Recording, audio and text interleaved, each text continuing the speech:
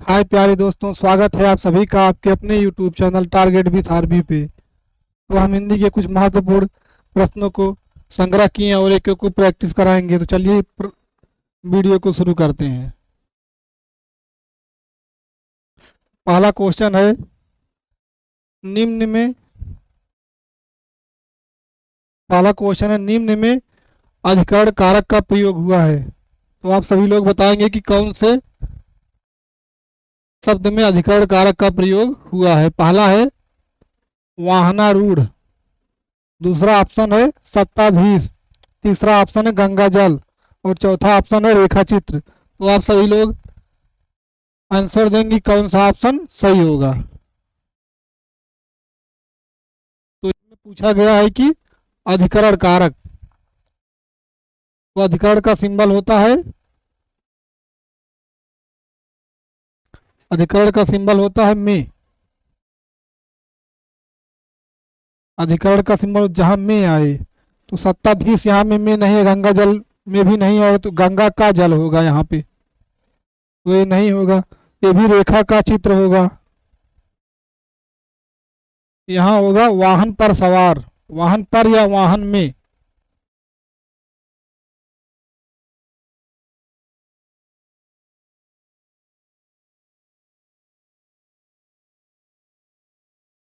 यहाँ जो है वाहन में, अधिकरण में पर यहाँ पर वाहन पर सवार, रोड मीन होता है सवार। तो यहाँ पे पहला आंसर सही होगा। अधिकरण का सिंबल होता है में पर। तो ये ऑप्शन इज राइट आंसर। चलते हैं अगले क्वेश्चन पर।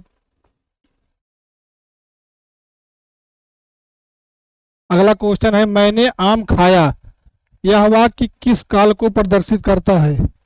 तो आप सभी लोग बताएंगे कि मैंने आम खाया, यह वाक्य किस काल को प्रदर्शित करता है।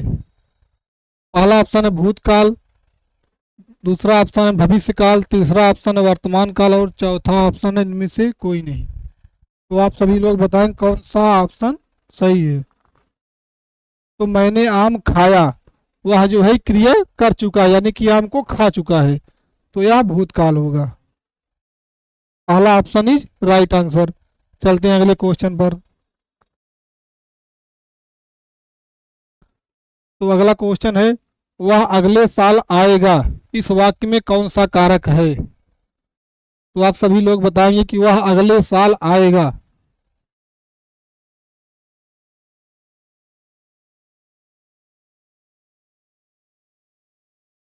वह अगले साल आएगा, पहला ऑप्शन है कर्म कारक और दूसरा ऑप्शन है संबंध कारक, तीसरा ऑप्शन है अपादान कारक और चौथा ऑप्शन है अधिकरण कारक।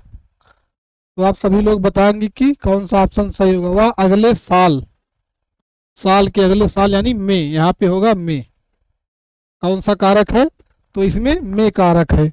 तो में किसमें आया था, तो अधिकरण में है, कर्म में आता है को, और संबंध में आता है का की।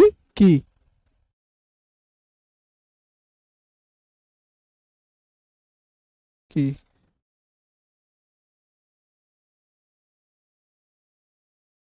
और अपादान से अलग होना।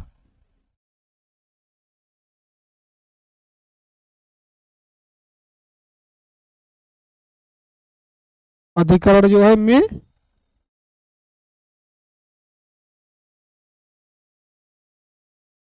कौन सा सही होगा, यहाँ पे आया अधिकरण में आया है, तो यहाँ भी में है, तो option D is right answer. चलते हैं अगले क्वेश्चन पर।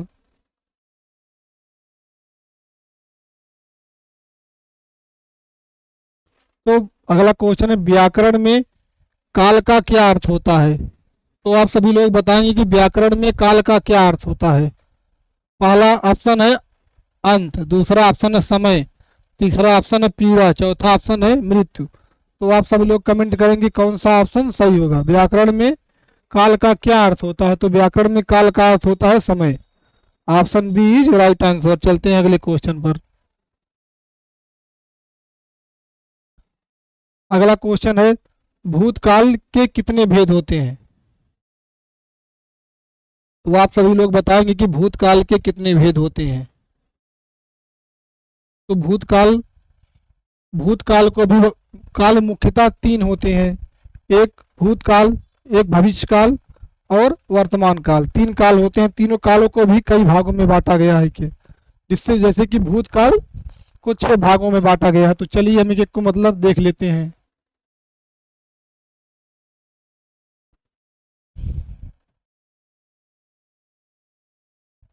तो देखते हैं जैसे कि वर्तमान काल। वर्तमान काल को 5 भाग में बांटा गया है। वर्तमान काल को कितने भाग, तो वर्तमान काल को 5 भागों में बांटा गया है। और भूतकाल को 6 भाग में बांटा गया है। और भविष्य काल को 3 भाग में बांटा गया है। तो पहला है सामान्य वर्तमान काल।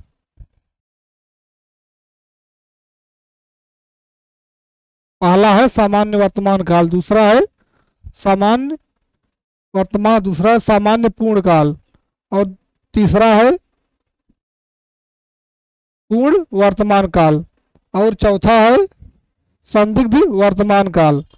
और पांचवा है संभाव्य वर्तमान काल। तो वर्तमान काल को 5 भागों में बांटा गया है। और भूतकाल को 6 भागों में बांटा गया। पहला है सामान्य भूतकाल, दूसरा है आसन्न भूतकाल, और तीसरा है पूर्ण भूतकाल, और चौथा है अपूर्ण भूतकाल, और पांचवा है संदिग्ध भूतकाल, और छठवा है हेतुम भूतकाल। और यहाँ पे भविष्य काल को भी 3 भागों में बांटा गया है। सामान्य भविष्य काल, संभाव्य भविष्य काल और हेतुम भविष्य काल। तो आप सभी लोग बताएं, देखेंगे कि काल को कितने भागों में बांटा गया है। तो आप सभी लोग अब आंसर देंगे कौन सा ऑप्शन सही होगा। तो भूतकाल को कितने भागों में बांटा गया है, तो भूतकाल को 6 भागों में बांटा गया है। चलते हैं अगले क्वेश्चन पर।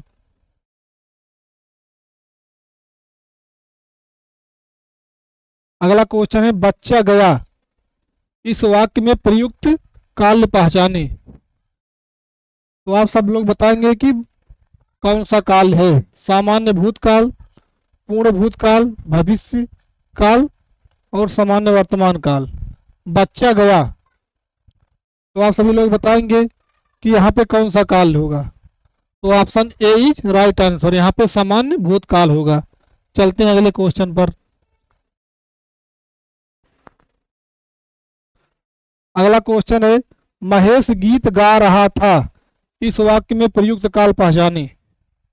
महेश गीत गा रहा था। पहला ऑप्शन है सामान्य भूतकाल, दूसरा ऑप्शन है अपूर्ण भूतकाल, तीसरा ऑप्शन है भविष्य काल, और चौथा ऑप्शन है सामान्य वर्तमान काल। तो आप सभी लोग बताएंगे कौन सा ऑप्शन सही होगा। ये जो है महेश गीत गा रहा था यानी कंटिन्यूअस टेंस, इसको इंग्लिश में कहते हैं। तो कंटिन्यूअस का मतलब होता है अपूर्ण, तो यह अपूर्ण भूतकाल होगा। तो बी इज राइट आंसर। चलते हैं अगले क्वेश्चन पर। अगला क्वेश्चन है राम खाना खा चुका होगा में कौन सा काल है। आप सभी लोग बताएंगे कि राम खाना खा चुका होगा में कौन सा काल है। सामान्य भूतकाल, अपूर्ण भूतकाल, संदिग्ध भूतकाल और सामान्य भूतकाल। तो आप सभी लोग बताएंगे कौन सा आंसर होगा। राम खाना खा चुका होगा।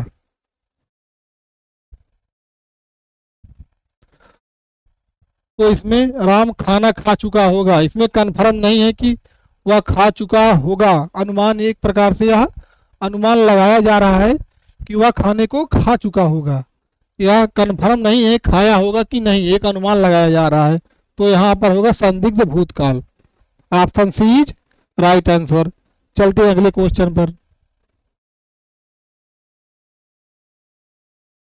अगला क्वेश्चन है निम्न में भूतकाल का उदाहरण है। तो आप सभी लोग बताएंगे कि भूतकाल का उदाहरण है। पहला ऑप्शन है मैं जाता हूं, दूसरा ऑप्शन है राम घर गया था, तीसरा ऑप्शन है वह आ रहा है, चौथा ऑप्शन है वह पुस्तक पढ़ेगा। तो आप सभी लोग बताएंगे कौन सा ऑप्शन सही होगा। कि बताइए किसमें भूतकाल है। निम्न में भूतकाल का उदाहरण है। आप सभी लोग जल्दी जल्दी कमेंट करेंगे। मैं जाता हूं, राम घर गया। तो इसमें भूतकाल, राम घर गया था, यह जो है गया था, यह जो है भूतकाल है। तो option B is right answer.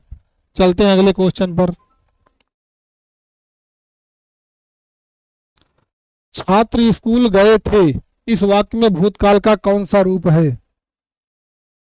पहला है पूर्ण भूतकाल, दूसरा है संदिग्ध भूतकाल, तीसरा सामान्य भूतकाल और चौथा है अपूर्ण भूतकाल। तो आप सभी लोग बताएंगे कौन सा आंसर सही होगा।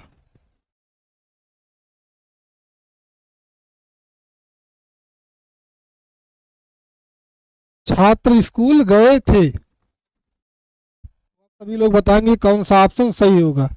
छात्र स्कूल गए थे, यानी कि छात्र मतलब स्कूल गए थे, अपना कार्य पूरा कर चुके हैं।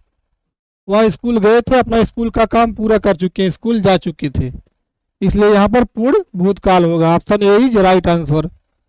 चलते हैं अगले क्वेश्चन पर।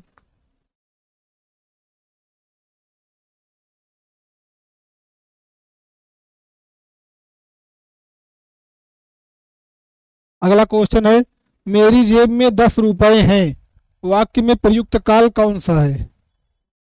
तो आप सभी लोग बताएंगे कि मेरी जेब में 10 रुपए हैं। वर्तमान काल, पूर्ण वर्तमान काल, संदिग्ध भूतकाल, सामान्य भूतकाल और अपूर्ण भूतकाल। तो आप सभी लोग बताएं कौन सा ऑप्शन सही होगा। मेरी जेब में 10 रुपए हैं।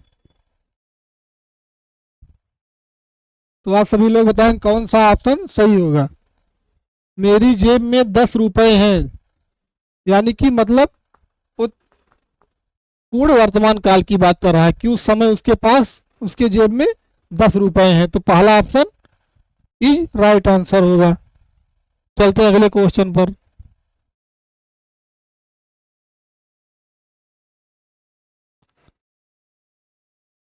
अगला क्वेश्चन है कल तापमान अधिक होगा। कल तापमान अधिक होगा, इस वाक्य का काल पहचानिए। तो इसमें पहला ऑप्शन है वर्तमान काल, दूसरा ऑप्शन है भविष्य काल, तीसरा ऑप्शन है भूतकाल और चौथा ऑप्शन है अपूर्ण भूतकाल। तो आप सभी लोग आंसर देंगे कौन सा ऑप्शन सही होगा। कल तापमान अधिक होगा, तो इसमें कौन सा काल होगा। तो यह भविष्य के बारे में बता रहा है कि कल तापमान अधिक होगा, वह कल के बारे में बता रहा है। यदि आज के बारे में बताता तो वर्तमान होता, वह पिछले के बारे में बताता तो भूतकाल होता। वह एक दिन आगे बता रहा है कल के बारे में, तो यह भविष्य काल होगा। Option B is right answer. तो आज के लिए बस इतना ही, मिलते हैं अगले वीडियो में। आशा करते हैं कि वीडियो आप सबको पसंद आई होगी। वीडियो को लाइक शेयर और सब्सक्राइब जरूर करें। आप सभी का धन्यवाद।